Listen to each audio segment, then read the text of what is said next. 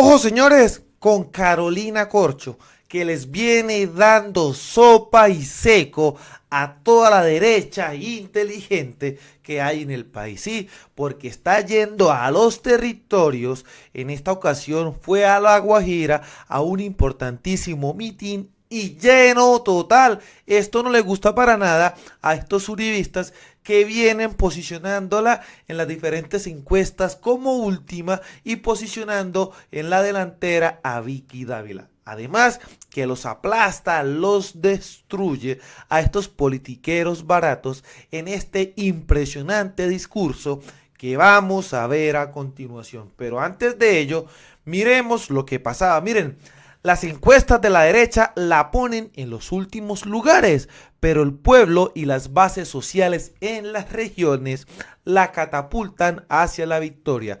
Carolina Corcho avanza en sus recorridos por Colombia. Y vean, en este caso estuvo en La Guajira y lleno total, señores. Lleno total, destruye las campañas de Vicky Dávila, de Miguel Uribe y de María Fernanda Cabal. Estos mismos que la posicionan de última porque no quieren ver estas impresionantes imágenes que llegan desde todos los territorios. No como Vicky, que ni siquiera llena un auditorio, como Miguel Uribe, que lo sacan a huevazos de Cúcuta y todos estos politiqueros baratos. Las imágenes hablan por sí solas, colombianos. Miren, es que el lleno total, vean, en La Guajira, aquí está la muestra, un botón. Miren, las imágenes hablan por sí solas. Y esto es lo que la derecha no te quiere mostrar y no quiere que sepas.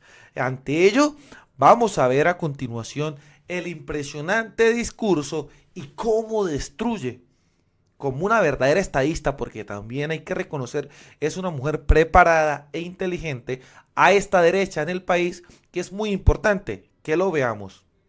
A Cecilia, a Luzma, a Luz Esther, a Daisy, a Sildana, por acompañarme en esta mesa. Muy feliz de estar con mujeres que tienen esa fuerza y esa belleza espiritual de la cultura guayú. Me encuentro ciertamente en uno de los lugares más bellos y hermosos de Colombia, la privilegiada La Guajira, la altanera y la orgullosa que se sale hacia el mar para mostrarse, la princesa, como dice un vallenato.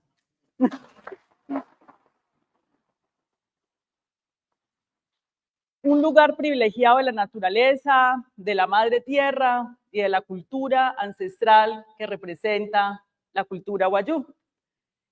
Aquí hemos estado conversando con ustedes, he estado en la Alta Guajira, tuve la oportunidad de estar como ministra de Salud y Protección Social y efectivamente quiero hacer un reconocimiento al pueblo guajiro, el pueblo guajiro que es un pueblo trabajador, rebelde, rebelde porque desde aquí se tejió nuestra independencia. La importancia que tiene un personaje conocido por ustedes como José Prudencio Padilla, de origen guayú, riohachero, guajiro, representante, digamos, de esa otra cultura, de esa nación, de esas otras naciones colombianas en la independencia, es la muestra del aporte tremendo de cuando no nos acostumbramos a las cadenas. Decidimos no aceptar las dominaciones injustas y eso es lo que ha representado este territorio. Y yo a este territorio me acerqué a él pues debido a que de aquí la propia comunidad, la propia ciudadanía, el propio pueblo guajiro denunció un asunto que es muy grave para una sociedad, que habla del fracaso de una sociedad y un país y en la muerte de niños y niñas y adolescentes por desnutrición. Fue la sociedad y la comunidad quien elevó esta solicitud a la Comisión Interamericana de Derechos Humanos, es decir, no fueron las instituciones de la justicia en Colombia quienes inicialmente reaccionaron frente a esto, sino que la sociedad eleva a un organismo internacional, lo que habla también de esa distancia que sienten con el poder político colombiano, el poder judicial, que lo elevan a nivel internacional para proteger a los niños y a las niñas. con la sentencia T302 que posteriormente emitió la Corte Constitucional. Y hay una buena noticia frente a esa sentencia porque la Corte Constitucional en ese momento declara una figura creada, por cierto, en Colombia, creada del pensamiento jurídico de los derechos humanos en Colombia, que es el estado de cosas inconstitucional. Allá en la Alta Guajira no opera la Constitución y el orden constitucional y los derechos humanos, y desde luego hay varias órdenes para que se le dé solución a esa situación. Y en esas órdenes una noticia positiva es que desde la llegada del presidente Gustavo Petro se ha logrado la disminución de la muerte de niños y niñas por desnutrición. Eso es muy positivo, no nos alegramos porque debería ser cero. Tenemos que llegar a cero, pero comenzamos a disminuir la mortalidad de niños y niñas.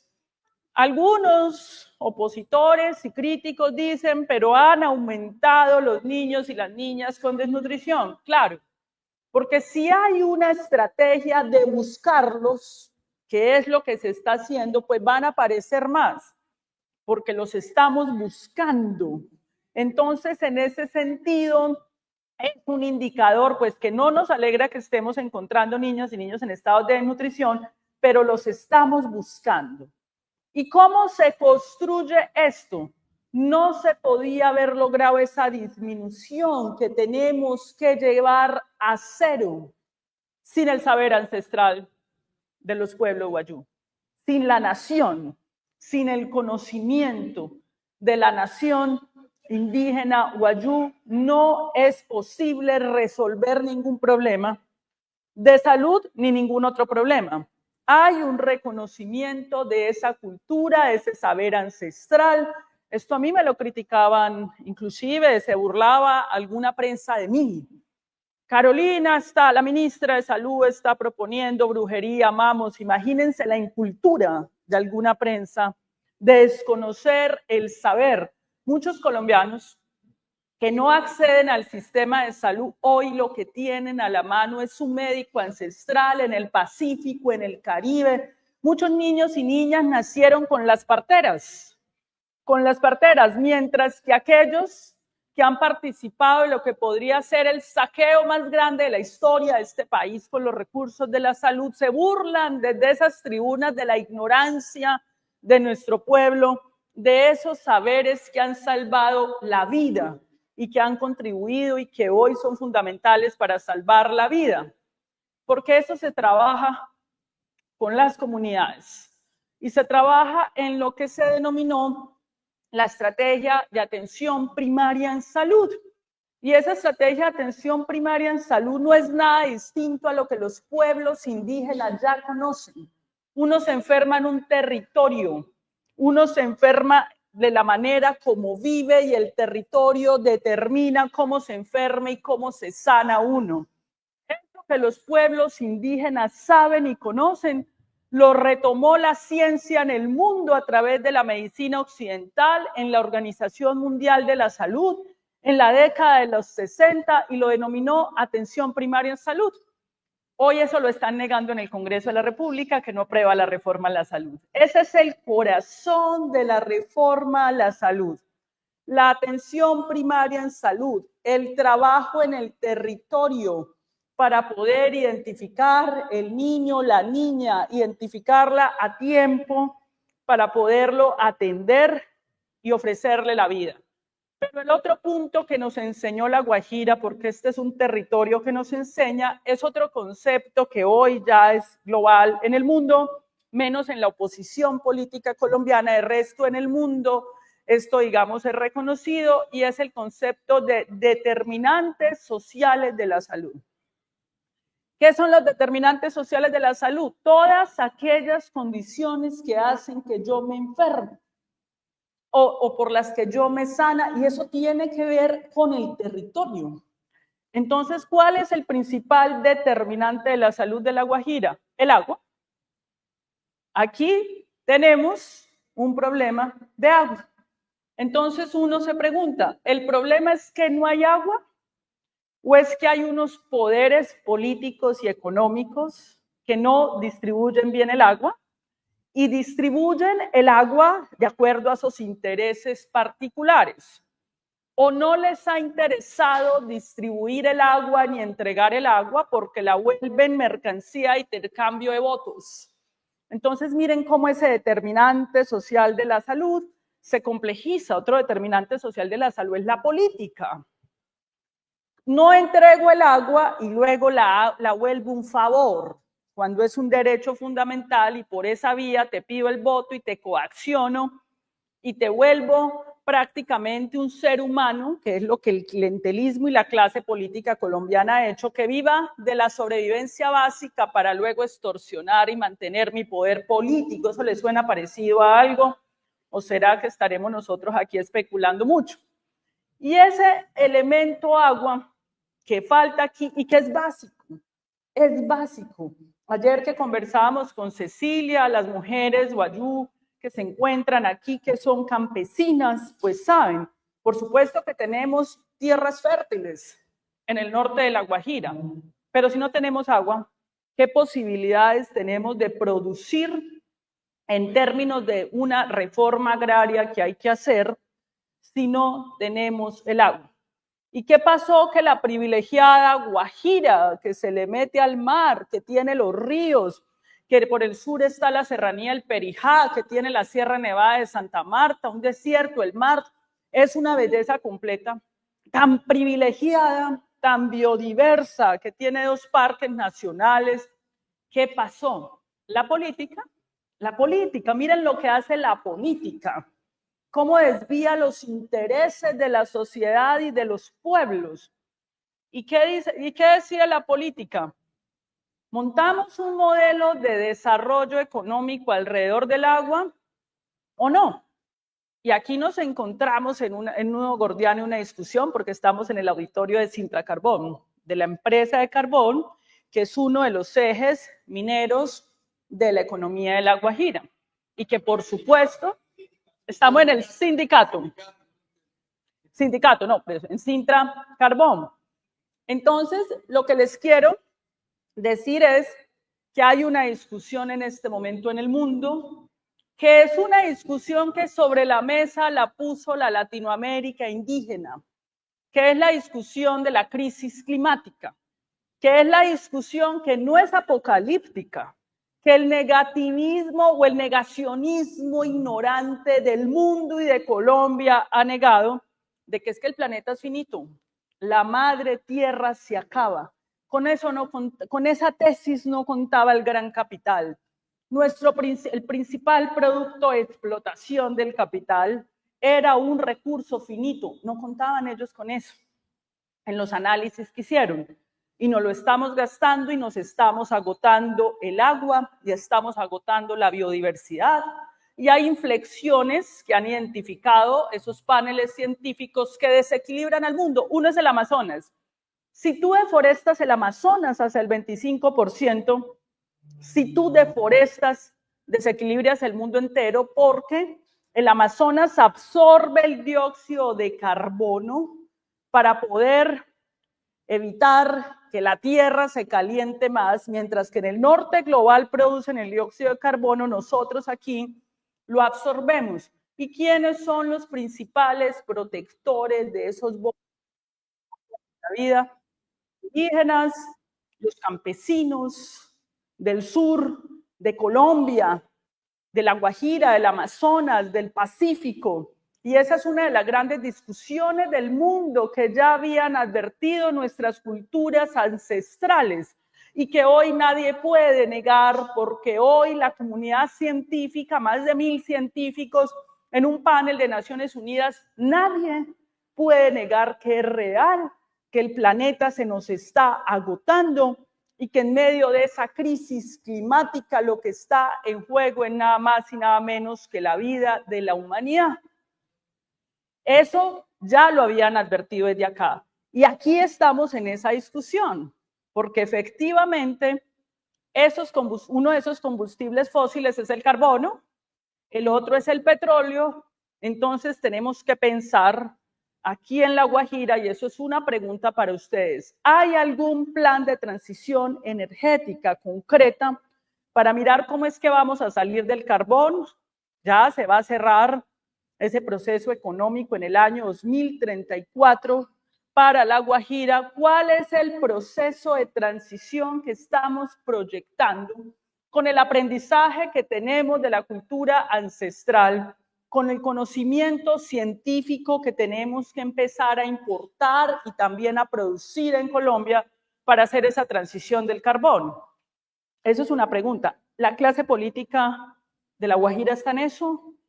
¿Está los políticos? ¿Qué?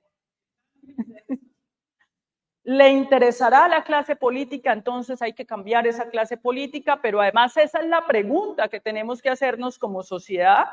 Y hay que empezar ya a trazar esa transición ordenada en la privilegiada Guajira, que además tiene un privilegio. El sol, que es un problema, pues aquí no es un problema, porque el sol es una fuente de energía, y ahí es donde viene ese primer tránsito. El segundo tránsito es que La Guajira tiene ese privilegio de los vientos, de esos vientos que llegan con mucha velocidad, que nos permiten las energías eólicas. Pero aparte de eso, eso requiere que estemos vivos. Para eso necesitamos agua. Eso requiere también una concertación con La Guajira, y nos tienen que ayudar los guayú y el pueblo guajiro, que esta clase política entienda y se ponga por encima, porque llevan 200 años y no han hecho ese tipo de proyecciones, para que La Guajira pueda tener esas alternativas de energía solar, eólica, y porque está obligada a hacerlo, porque en el 2034 ya no va a haber esa línea y porque el mundo y el país lo necesitan. Ese es el reto que tenemos acá, y para eso hay que cambiar la política. Hay que cambiarla. Es que el problema de la crisis climática es que fracasó la política en el mundo. Los países no fueron capaces de ponerse de acuerdo en el mundo. La política, el poder político, no fue capaz de ponerse de acuerdo en las medidas que había que tomar para salvaguardar la vida de la humanidad. Allá está pasando en el mundo lo mismo que en La Guajira. La clase política de acá no fue capaz, no ha sido capaz de ponerse de acuerdo de cómo es minería o agua. No, es que primero es el agua, primero es la vida. Tú no puedes superponer la minería o superponer ese proyecto de desarrollo al agua. Miren la situación que tenemos en la ciudad de Bogotá. Una ciudad de 9 millones de habitantes que la diseñaron bajo las lógicas de los grandes urbanizadores, que empezaron a echarle pavimento a los humedales, que empezaron a hacer crecer la ciudad hacia las sabanas, sobre todo los acuíferos. Hoy no tiene agua. Hasta ahí llegó Bogotá, solo por el agua, hasta ahí llegó Bogotá, porque todo ese plan, ese proyecto de desarrollo estaba contra la vida. Entonces, evidentemente, quienes han levantado la voz acá han sido las comunidades, han sido la sociedad civil. Y algunos dicen, pero esta mañana conversábamos con alguien, con un periodista, ¿y qué vamos a hacer con los bloqueos que generan en La Guajira? Y yo, ¿qué vamos a hacer con la causa de los bloqueos? Las protestas ciudadanas tienen una causa. Acabo de venir de Villanueva, y en Villanueva, en el sur de La Guajira, había una discusión muy interesante, hubo un paro, y los movimientos sociales están pidiendo cosas muy razonables que yo no entiendo por qué la clase política tradicional no ha hecho en La Guajira. Están pidiendo tierra. Es que no puedes vivir en un país con la riqueza de tierra que tiene Colombia, y entonces 4 o 5 terratenientes, un puñado de ciudadanos, algunos legal, otros de manera ilegal, apropiándose de la tierra en Colombia para no ponerla a hacer nada. Mientras que tienes a un pueblo en el hambre. ¿Eso es moralmente aceptable en una sociedad como la colombiana? Acaparando tierras.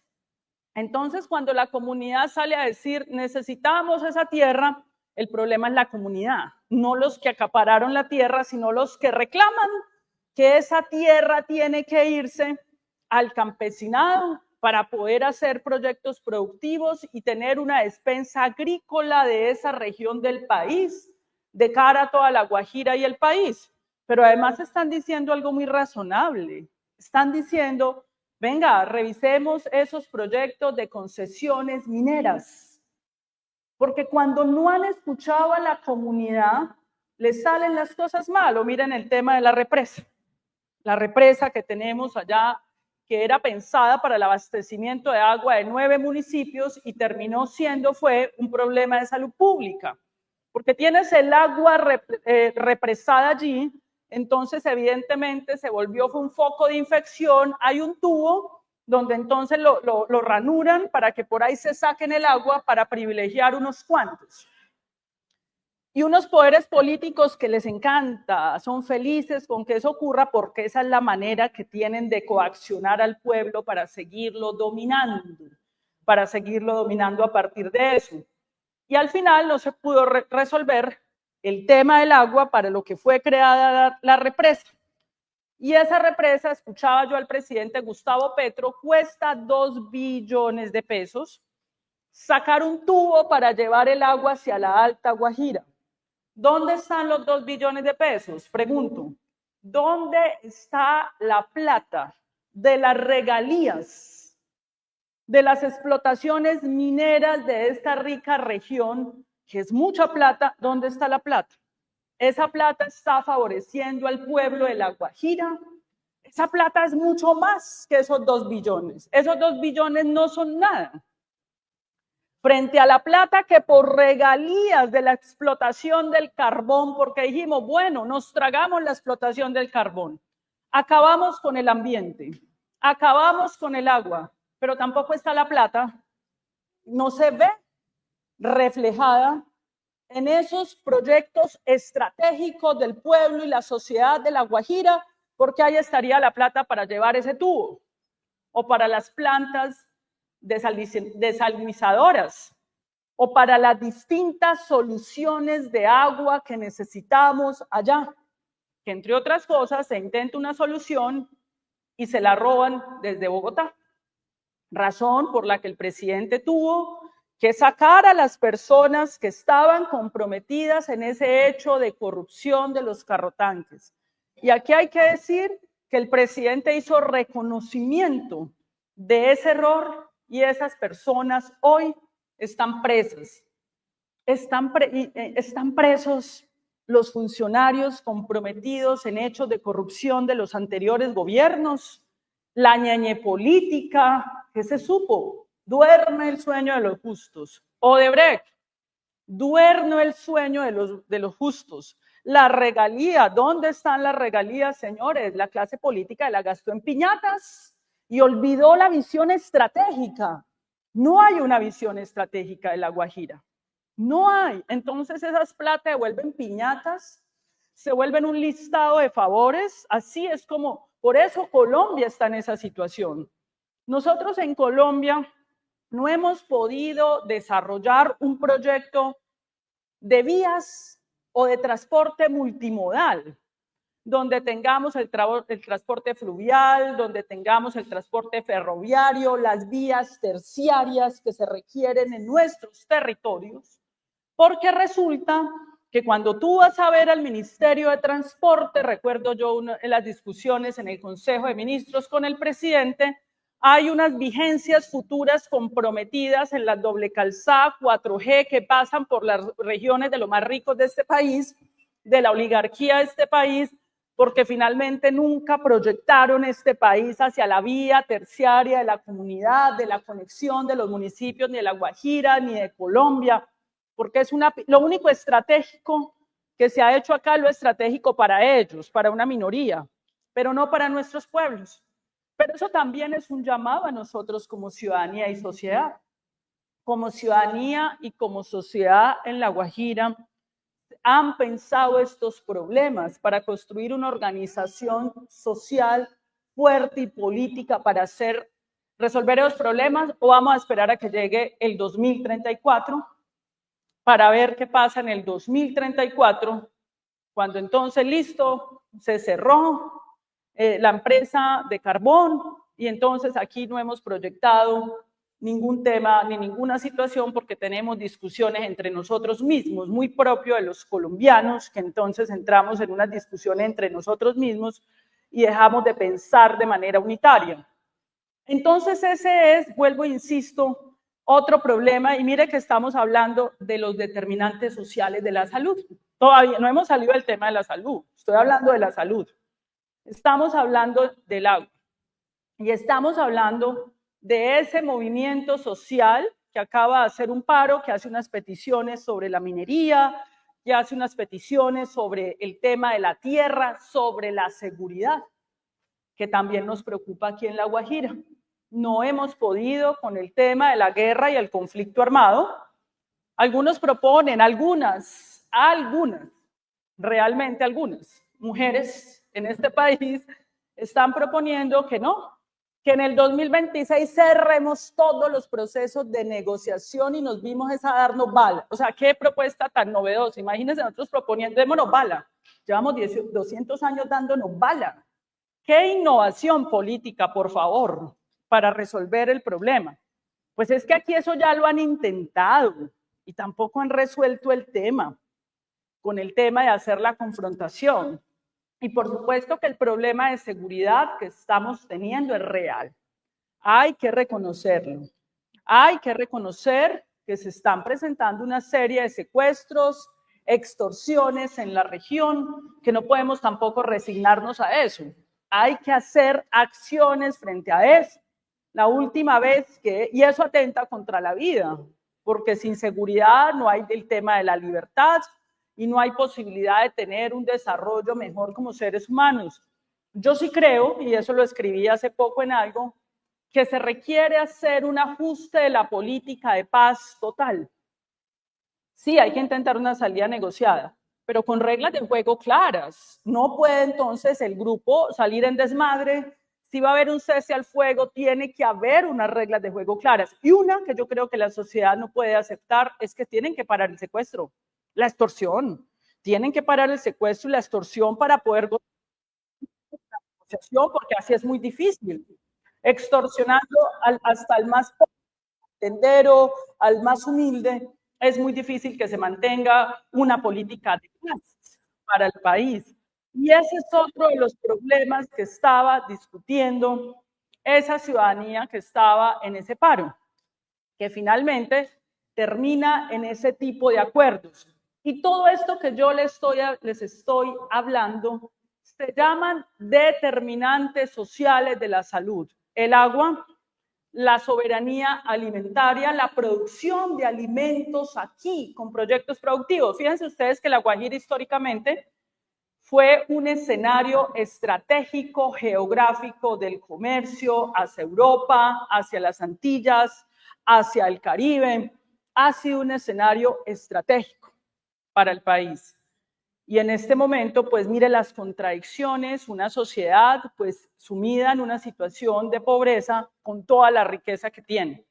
Entonces, en ese sentido, estamos ya diciendo que aquí con el tema de los niños y las niñas y la mortalidad aprendimos cómo operan los determinantes.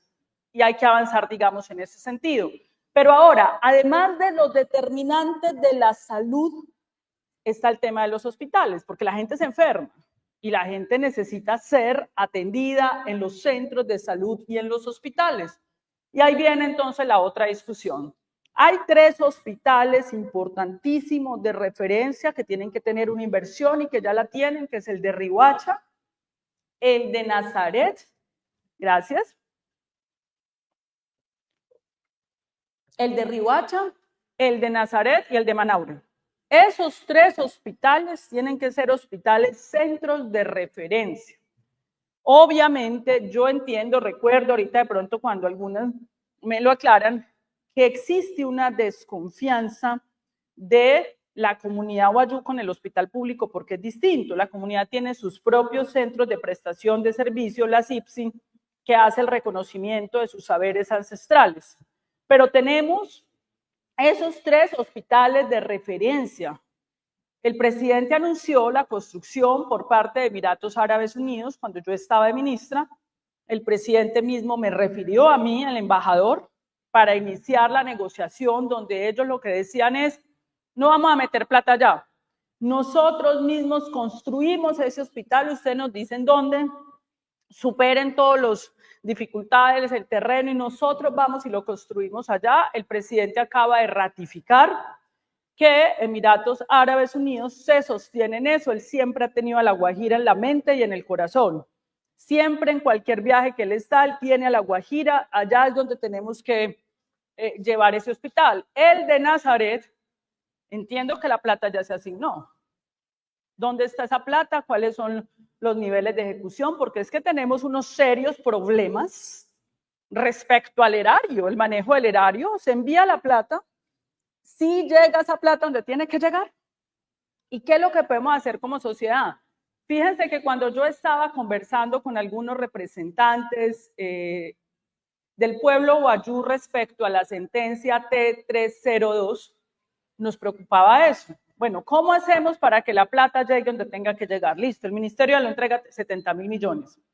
¿Cómo hacemos? Entonces ahí nos inventamos una figura, yo hablé con los expertos de la reforma a la salud, pensemos en un diseño institucional, porque esto no es solo de personas, claro que hay que hacer una discusión política y cultural en La Guajira y en Colombia, porque no es solamente La Guajira y en Colombia, pero hagamos un diseño institucional para que de manera colectiva se conozca esas platas. Y habíamos pactado que constituyéramos unas uniones temporales entre los hospitales y las IPSI indígenas, que ahí se constituyera una junta directiva con participación de la comunidad guayú, participación del gobierno nacional, de la comunidad internacional cooperante, del sector académico, para que allí se llegaran los recursos para cumplir con la sentencia T302 y todos entonces nos ponemos de acuerdo y hacemos una cogestión.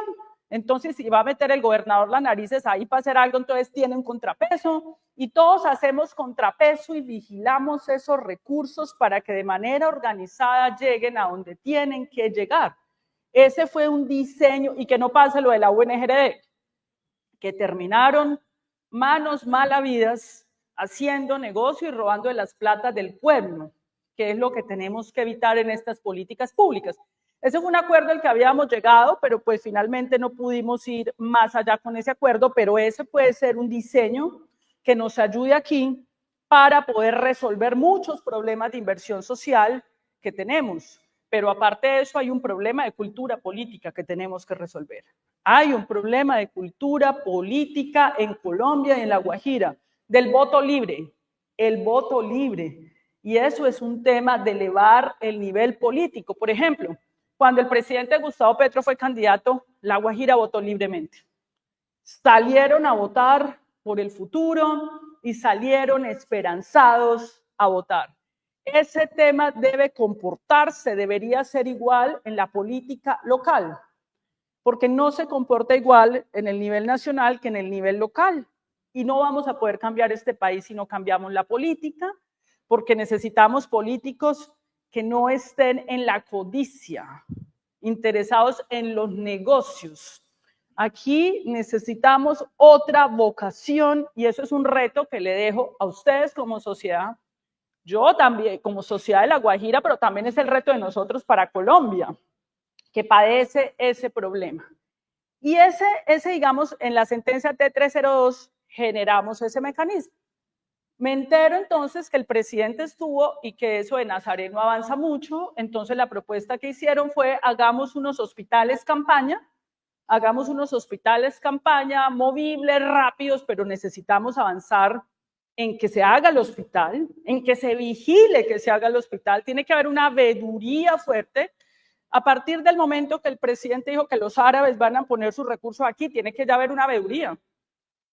¿Dónde está la plata? ¿Dónde llegó la plata? Y nos tenemos que poner todos como objetivo que ese hospital se hace porque se hace acá en Riohacha. Y lo mismo el de Manaure y el de Nazaret. Entonces, ahí esa, digamos, es la discusión de la salud. Y todo eso de lo que les estoy hablando se llama la reforma a la salud. La Guajira era el escenario para poder avanzar en la reforma a la salud. Se llama la reforma a la salud, ¿en qué sentido? Que la reforma a la salud está diciendo dos cosas. Primera cosa, manejo público y transparente de los recursos públicos. Manejo público no quiere decir politiquero de los recursos públicos. Es este ejemplo que yo les di de cómo habíamos pensado nosotros enviar la plata a La Guajira, lo pensamos para todo el país. La plata llega directa a la clínica, a la IPS, al hospital. Todos los colombianos vemos en una pantalla dónde va cada peso para que el que vaya a robar, robe delante de todo el país. Para que aprendan a respetar, porque esas platas son sagradas. Y se han saqueado, ahorita yo les cuento denuncias que nosotros hemos interpuesto, mucha plata que nos cuesta la vida. Y ese es el primer punto de la reforma. Y el segundo punto es la atención primaria en salud, que es eso que se está haciendo con el pueblo guayú en el territorio, visitando niño por niño, midiendo, pesando ese niño, pero eso también se hace con el adulto, pero no solo aquí, sino en todo el país. Y la plata existe. Ahí tienen ustedes la reforma a la salud. En el primer punto de ese manejo público de los recursos públicos, hay que reconocer algo. Nosotros acabamos de interponer una denuncia el año pasado, porque la nueva EPS, manejada no por el gobierno de Petro, sino por junta directiva de la clase política opositora de este país, eso sí no lo dicen, antes de elecciones locales, giró 750.000 millones de pesos a uniones temporales, empresas de papel que se inventaron, 750, de los recursos de la salud del pueblo colombiano. ¿Para quién iba esa plata? ¿Quiénes eran los dueños de esas uniones temporales? ¿Dónde está esa plata? ¿Financiaron campañas políticas con esa plata?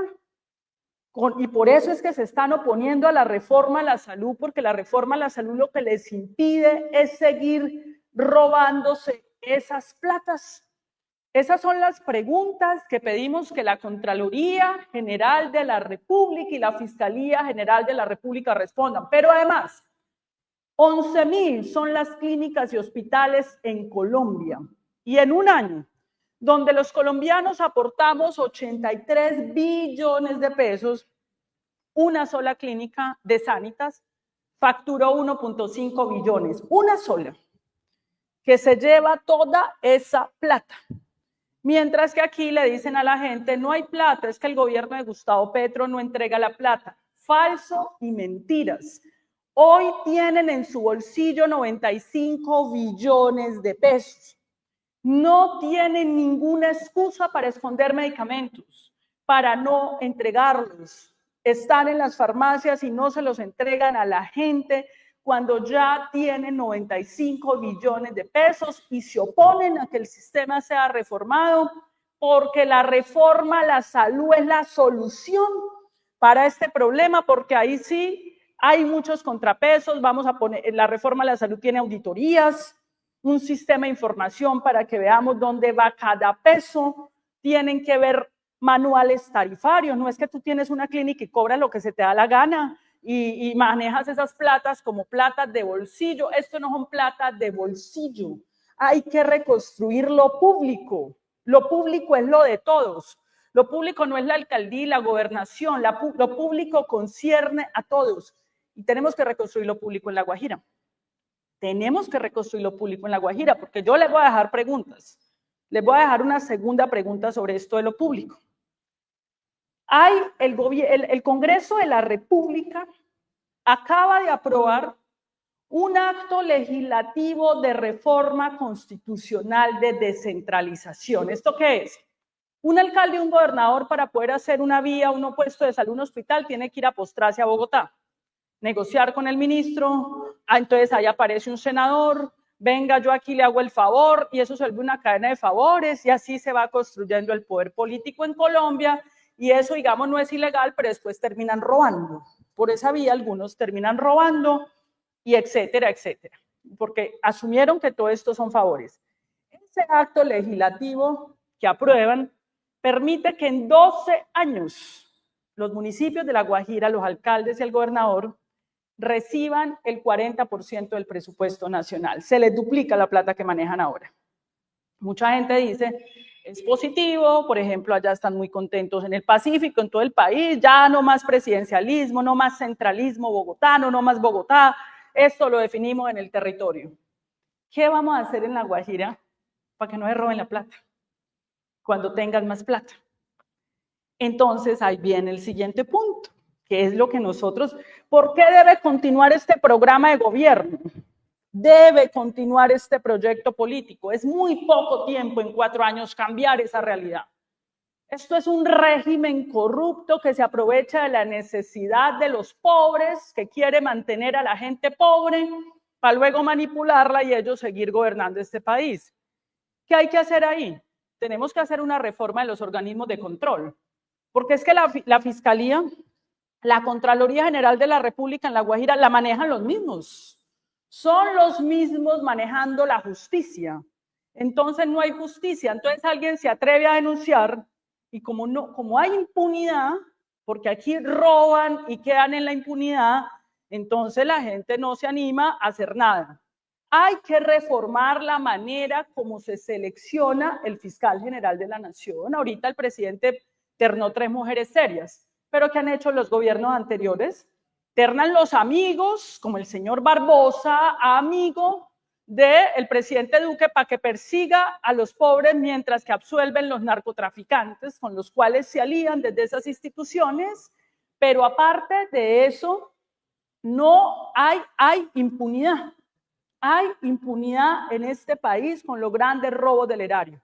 Tiene que elegirse de otra manera. Lo mismo las contralorías regionales, que las manejan los mismos politiqueros clientelistas, manejan la Contraloría para que no los investiguen. No les pasa nada.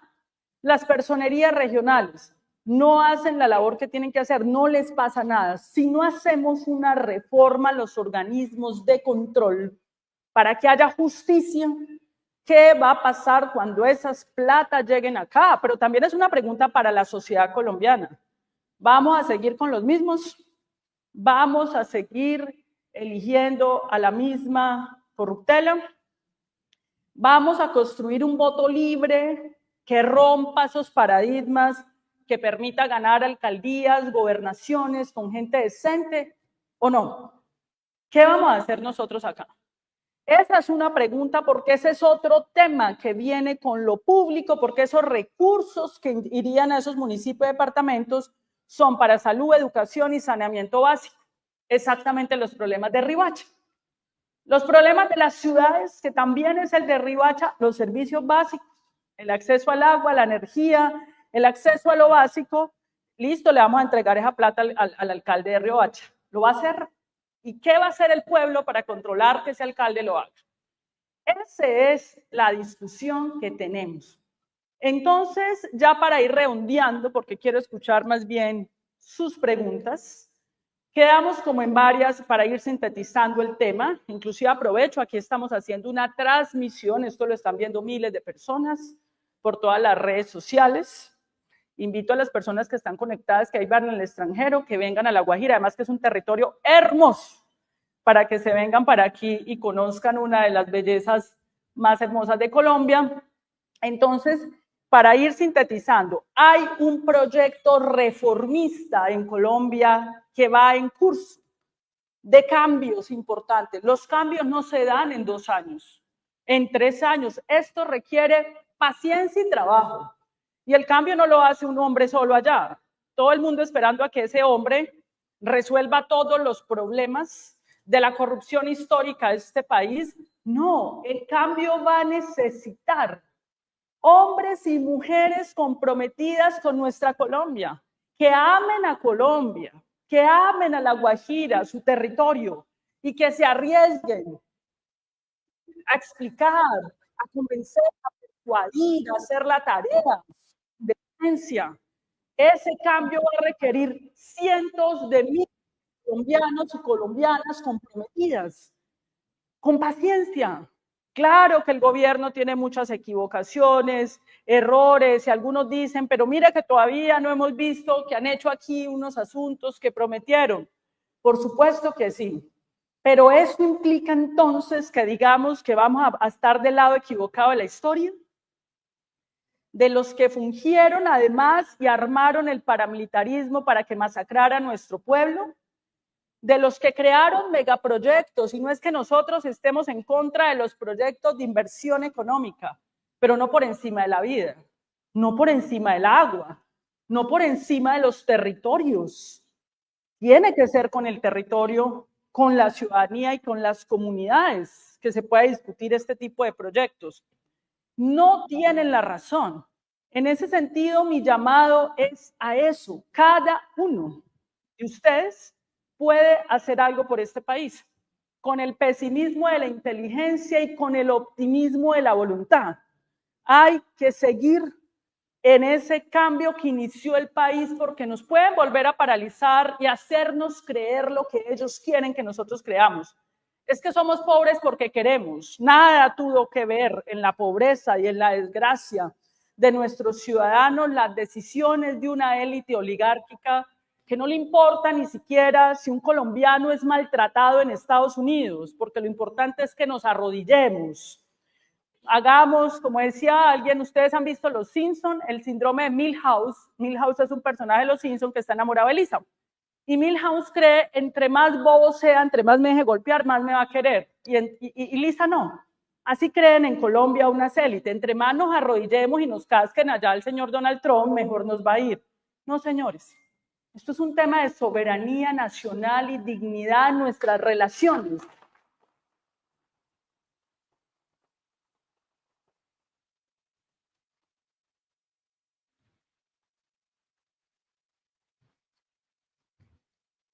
Esto es un tema de que Colombia, nuestro pueblo es digno y tiene que ser tratado dignamente en cualquier estado y nación. Nuestro pueblo es hermoso. ¿Por qué no nos lo creemos? ¿Y por qué no somos capaces de luchar por él? Tenemos que creerlo, porque esos que han gobernado este país no les ha interesado mucho. Inclusive para ellos es peligroso que la comunidad salga a protestar y hay que reprimirla. Hay que reprimirla porque son peligrosos los pobres de Colombia, que son la mayoría y que son los que los sostienen a ellos, porque son los que aportan los impuestos. Ese cáncer de la exclusión y la discriminación en Colombia hay que extirparlo. Ese de sangre de la corrupción, ese de sangre que han producido también por una guerra en Colombia, donde mandan a dos jóvenes humildes a matarse para defender los privilegios de ellos. Eso hay que acabarlo. Y por aquí, y aquí en la tierra de José Prudencio Padilla, hay que invocar esas leyendas, esos aprendizajes de este pueblo, para que podamos lograr, por supuesto, como lo dijo Gabo, inspirado también aquí en esta tierra, una segunda oportunidad sobre esta tierra para el pueblo colombiano y guajiro. Muchísimas gracias.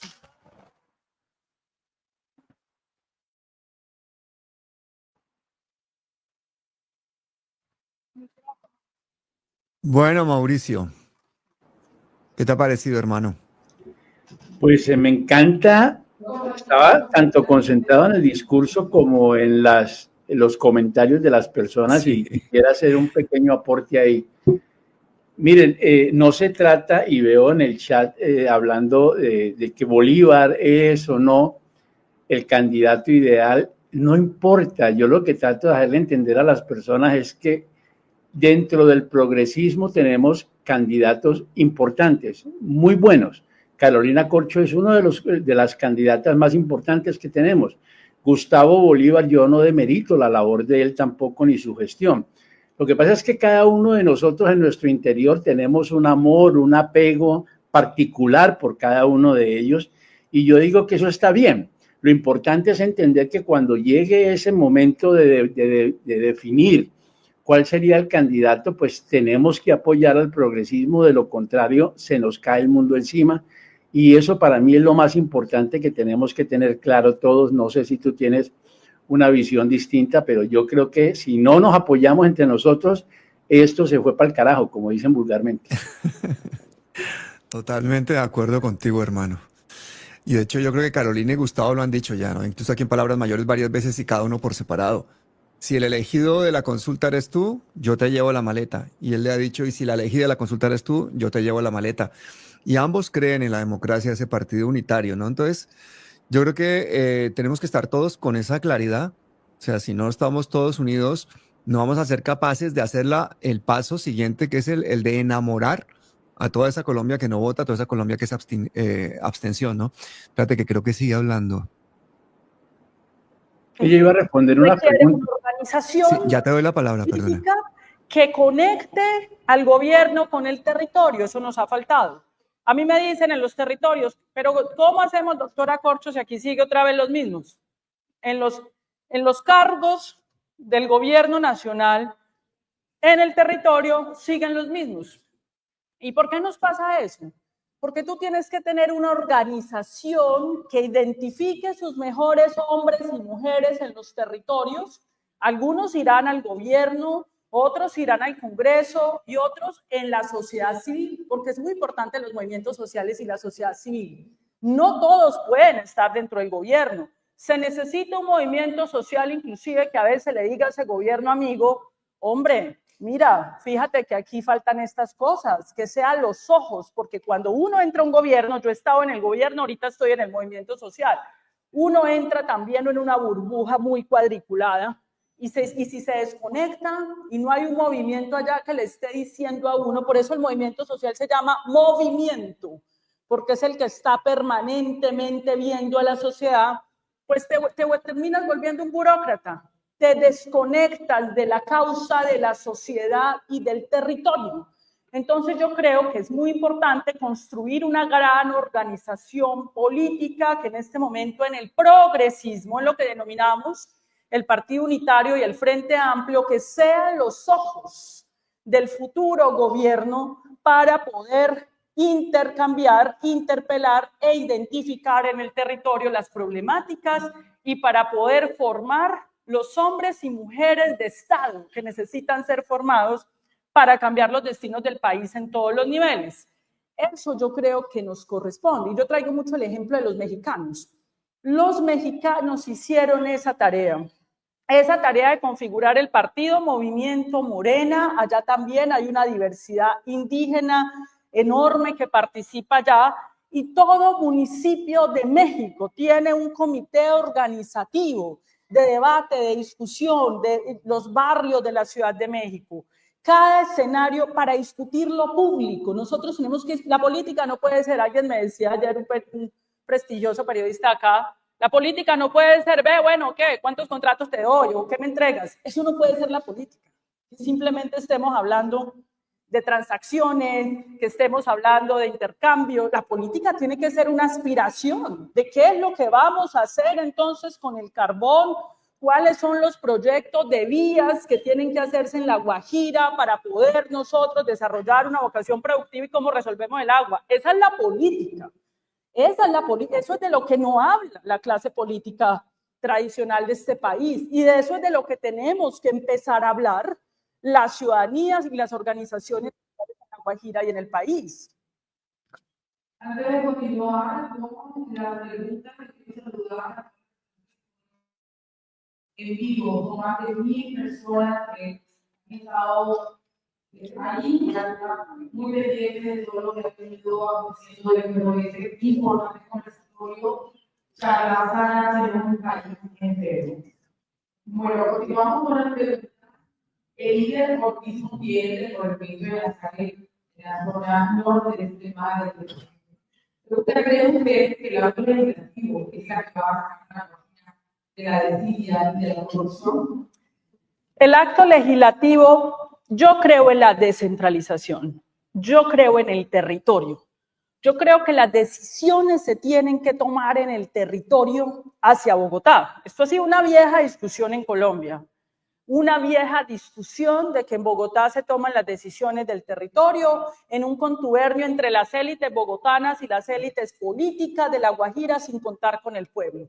Pero eso va a requerir varias cosas. Un pueblo organizado, elevar la cultura política para que entonces las elecciones locales sean distintas porque la plata se va a trasladar hacia el alcalde. Y si el alcalde roba, pues entonces el pueblo tiene que tener la capacidad de interpelar a ese alcalde. Además existen mecanismos constitucionales como la revocatoria del mandato local. En Colombia nunca ha sido utilizada, pero la Constitución lo tiene, donde el pueblo se puede movilizar y revocar un alcalde, y si el alcalde no tiene que hacer, pues entonces no se puede repetir.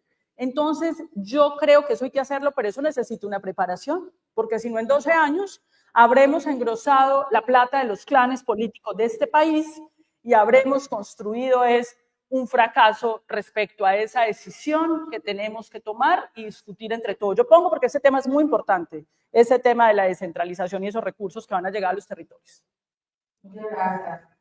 Elisa Luis dice, en la Guajira los grupos indígenas están acostumbrados a la violencia, donde cada persona es nuestro departamento, incluso niños, consideran normal los actos de la misma.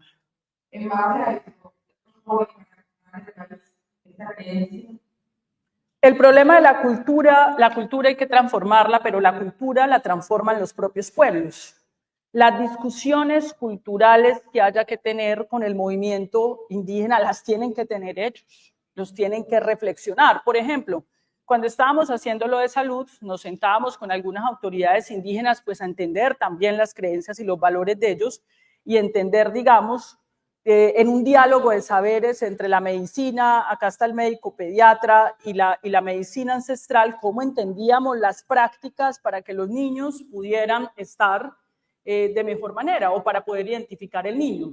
Entonces, evidentemente, la cultura es el instrumento más poderoso, porque la cultura es la manera como yo veo el mundo, en lo que yo creo, como yo me muevo. Es lo más lento en transformarse, pero cuando se transforma es de fondo. Y ese es un trabajo, evidentemente, que hay que hacer a todo nivel en Colombia. Gracias, continuamos. Dice Gilberto José Díaz Moreno, ¿por qué no hacer énfasis en el número de senadores que tenemos de sacar en las próximas elecciones y plantear los votos? Como por ejemplo, que sin mayoría del Senado y Cámara es poco posible cambiar. Bueno, aprovecho antes de responder eso, un saludo a quienes nos están viendo en Palabras Mayores por YouTube, que tenemos más de 1000 personas conectadas acompañando este evento y esta conversación. Entonces vamos a este punto sobre el Congreso. El Congreso es muy importante. Aquí en La Guajira arrasó el presidente, pero votamos mal para el Congreso. Y el Congreso es fundamental y parte de lo que ha detenido el cambio es, miren las dificultades que tenemos para aprobar la reforma. No han aprobado nada. Y se ha hecho un trabajo profundo con la sociedad y los movimientos y el pueblo colombiano para que se aprueben las reformas y no las aprueban. Entonces, aquí es muy importante qué va a pasar en el 2026. Lo que nosotros hemos abogado y en eso respaldamos al presidente y a la dirigencia progresista es que se configure el partido unitario. Pero no un partido tradicional como los que hay en Colombia, un partido con las comunidades, con la sociedad, un partido con el territorio, con la ciudadanía, de afiliación abierta, donde cualquier ciudadano pueda participar a tomar sus decisiones. En Colombia no hay una tradición de partidos. La mayoría que están aquí no militan en ningún partido, me imagino. Levanten la mano quienes tienen aquí credencial de un partido. Mire, apenas 2 personas de todo el auditorio, solamente hay 3 afiliados a un partido. 4 ya fueron apareciendo, 5, 6, 7, 8, 9, 10, 11, 12. De todo este auditorio, 2 están afiliados a un partido porque no tenemos la tradición de los partidos. Simplemente el día de la elección el que aparezca. Y el partido, como no tenemos esa tradición, para nosotros partido es politiquería. Es politiquería y es clientelismo, y no necesariamente. Porque un partido es una organización que puede discutir estos problemas. El problema del agua de la Guajira, el problema de los guayús, el problema de la dispensa agrícola del sur de la Guajira. Entonces tiene que ser un partido, no los partidos tradicionales colombianos, que son empresas electorales que aparecen todos los años a pedir el voto y a veces a comprar el voto, como ya se ha denunciado y se ha descubierto en Colombia.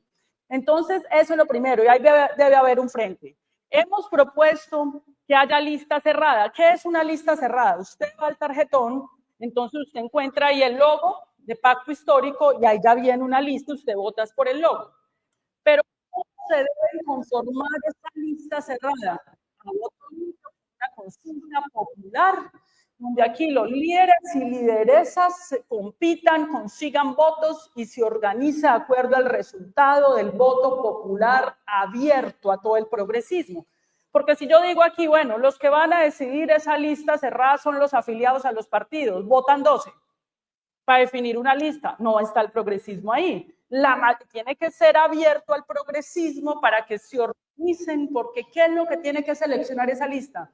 Sus mejores hombres y mujeres de los movimientos sociales, del movimiento popular, de los educadores, de los indígenas, de los médicos, del empresariado, sus mejores hombres y mujeres para poder ir a una corporación que represente al pueblo colombiano, no los intereses de los privilegios, que es lo que ha representado el Congreso en este país, que en una época, acuérdense ustedes, que ese Congreso representaba era el narcoparamilitarismo. Iban a votarlo porque eran elegidos por el narcoparamilitarismo y la Corte Suprema los destituyó y los mandó presos por denuncia del presidente Gustavo Petro en ese momento. Entonces, esa lista tiene que escoger.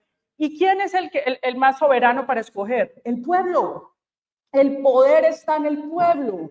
La soberanía está en el pueblo. No hay que tenerle miedo al pueblo.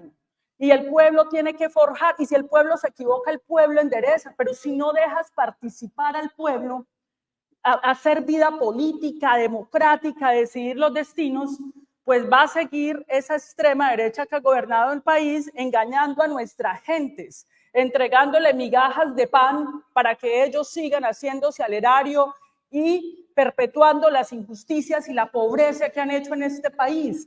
Entonces, un partido progresista tiene que creer en la soberanía popular. Si no creemos en la soberanía popular, no podemos cambiar a Colombia.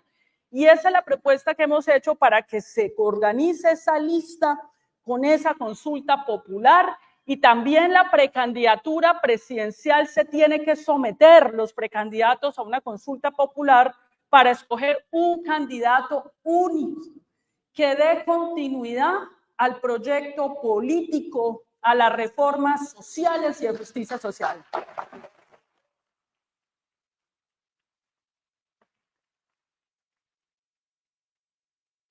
Tenemos una pregunta de alimenticio en Colombia. ¿Cómo podemos acabar con los programas de inversión? Imagínate, mira, uno de los asuntos que se firmó en el acuerdo que hicieron en el sur de La Guajira es, si se produce el alimento aquí, pues ese es el alimento que compra el ICBF. El ICBF le compra a la comunidad. La comunidad produce, ahí tenemos un medio de subsistencia y el ICBF y el DPS le compran, pero para eso necesitamos una producción a gran escala para poder suplir esas necesidades que tiene el ICBF para poder alimentar a los niños y a las niñas de Colombia.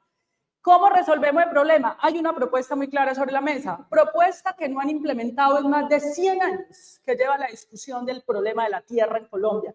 100 años, cuando vengan esos políticos que hoy son opositores a hablar de eso, les pregunto, ¿y por qué no lo hicieron en 100 años?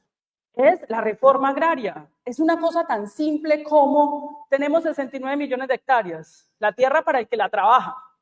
Si estás sentado, mano, por allá y tienes un montón de tierra y no la trabajas, paga impuestos. Paga impuestos. O pones a trabajar la tierra o tienes que pagar impuestos. Y si te la robaste, porque aquí hay despojadores, ladrones, personas que se han robado la tierra, no esperes que el gobierno te la compre, la tienes que devolver. Se llama extinción de dominio.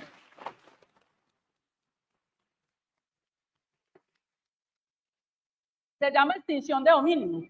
Y la tienes que devolver porque la necesitamos entregar al campesinado de este país para que el campesinado la produzca, pero tú tienes que tener un ministerio de Industria y Comercio y de Relaciones Exteriores estableciendo relaciones en todo el país, pero además debes conectar a ese campesino con las grandes ciudades donde está el hambre para que la comercialicen. Y eso lo tiene que financiar el gobierno. El gobierno. Los gobiernos del señor Uribe y Santos no hicieron, sino ellos reparten la plata de los colombianos, pero para arriba.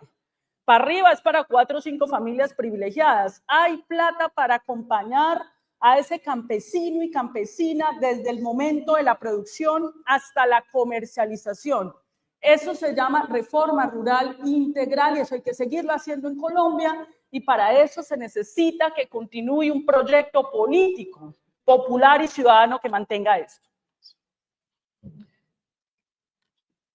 Hay una pregunta, ¿cuáles son las acciones que se están realizando para evitar la corrupción, los recursos o evitar que los gobernantes nuestros no donen ni un peso de lo que viene del gobierno central? Todos son enemigos del gobierno. Bueno, lo primero es, la corrupción es un régimen. Ojo, es un régimen, no es una manzana podrida. El problema de los colombianos es que por la prensa manejamos esto con espectacularidad y escándalo. No, la corrupción está enquistada en el Estado colombiano desde sus inicios y empieza por algo que aún no es corrupción, pero que se puede volver corrupción, que es ese intercambio de favores. Cuando empieza el alcalde, que pase mi vía por aquí, yo cobro una coima para entregar un contrato. Eso está normalizado, no solamente en el Estado, sino en la sociedad colombiana. ¿Cómo voy yo ahí? ¿Cómo voy yo ahí para sacar ahí mi tajada? Y la tajada es, en salud ya van en 1.5 billones de tajada que se robó Saludcop. Y vaya usted a saber cuántos otros billones de tajada, porque la corrupción no es solamente la politiquería. Saludcop era privado, se robaron 1.5 billones, SPS. Entonces es un régimen. ¿Cómo destruyes ese régimen? Lo primero, cambiar la política. Si ese régimen triunfa con el voto ciudadano, a partir de la dádiva y el favor, y el voto no es libre, seguimos en la corrupción. Siguen ellos ahí extorsionando. Segundo, tenemos que cambiar el Congreso. El Congreso no puede estar definiendo una reforma a la salud de acuerdo a si el gobierno me da o no me da. Tiene que responderles al pueblo. Y para eso se necesita una reforma política que en este momento transita en el Congreso ya envenenada. Hay que exigir que haya partidos fuertes y serios. Las campañas deben ser de financiación pública, ojo, porque es una perversión. A diferencia de México, en Colombia, en México no puede haber esas financiaciones privadas. Y eso mira la ventaja que les da.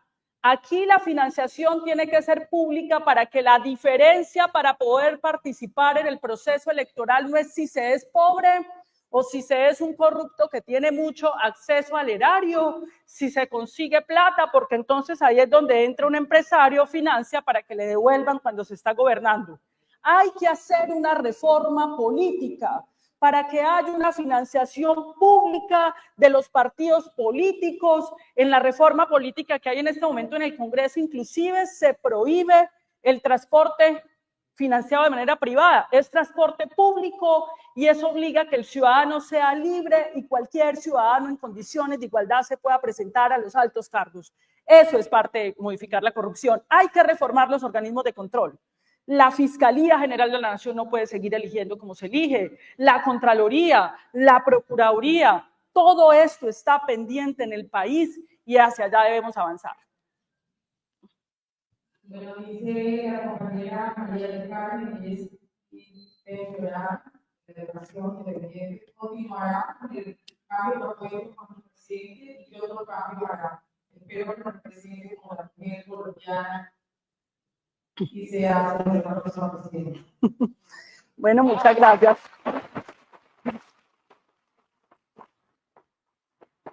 Yo me siento muy feliz y muy protegida por estas mujeres.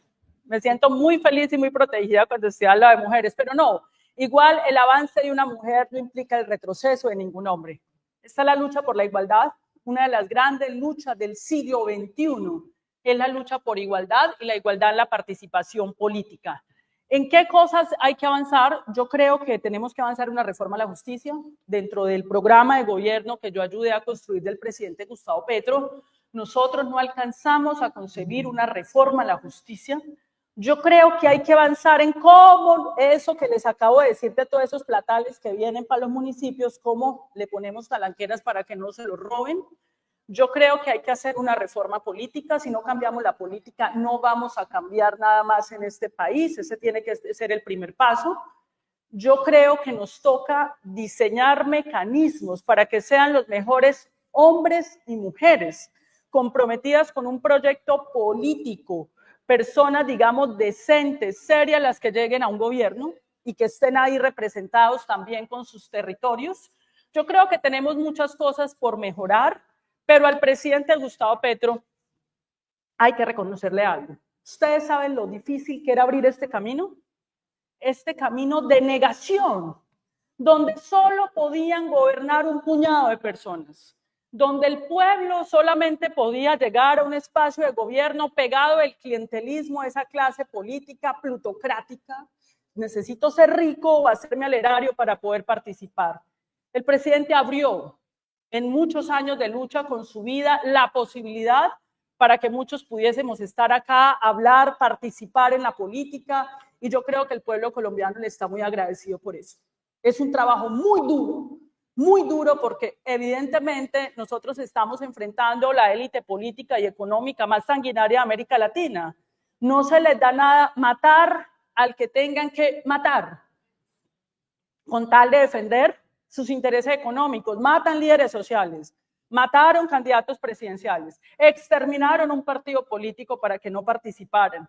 Entonces yo creo que hay que mantener ese trabajo histórico, ese esfuerzo, para seguir profundizando esas reformas, las que no nos alcanzaron a aprobar el Congreso, pues cambiamos el Congreso. Si no le aprueban al presidente, hay que cambiar ese Congreso. Llevar mayorías que representen a nuestro pueblo allá y continuar con el conjunto de reformas que nos faltan, más estos dos temas que les estoy mencionando.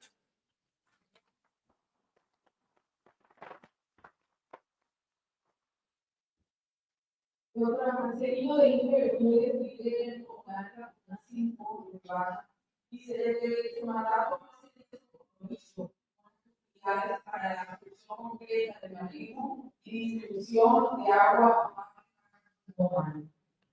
Muy importante esa pregunta, porque hay varios proyectos, vuelvo y les digo, hay soluciones multimodales como las plantas desalinizadoras, hay otra solución que tiene que ver con el tubo que transporta el agua hacia el norte con un costo de 2 billones que implica decisiones fiscales.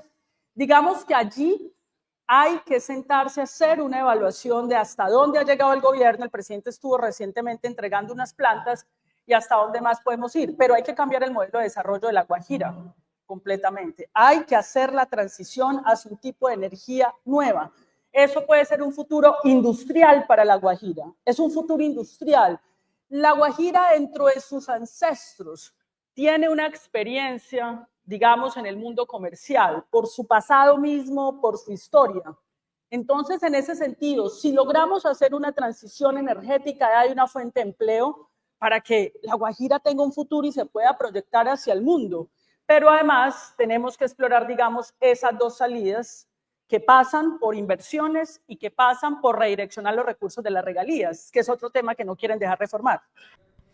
Así como nos dimos cuenta, estas son propuestas, estas son planteamientos de políticas que se vienen realizando con el pueblo, de la mano de ellos, y no como estos politiqueros que se van a los diferentes medios de comunicación a que ellos les hagan este show como Vicky Dávila, pero cuando salen del país, el pueblo, los medios de comunicación que no se le arrodillan, les saben cantar la verdad como lo hizo la misma gente de CNN. Y además, que cuando salen al pueblo del común, soledad total por Vicky Dávila, soledad total de Cabal y todos estos personajes del uribismo en Colombia. Así que, colombianos, muchas gracias nuevamente por estar conmigo en un capítulo más de Libremente. Desde aquí, desde el Catatumbo haciendo resistencia, soy Libremente. Aquí las cosas como son.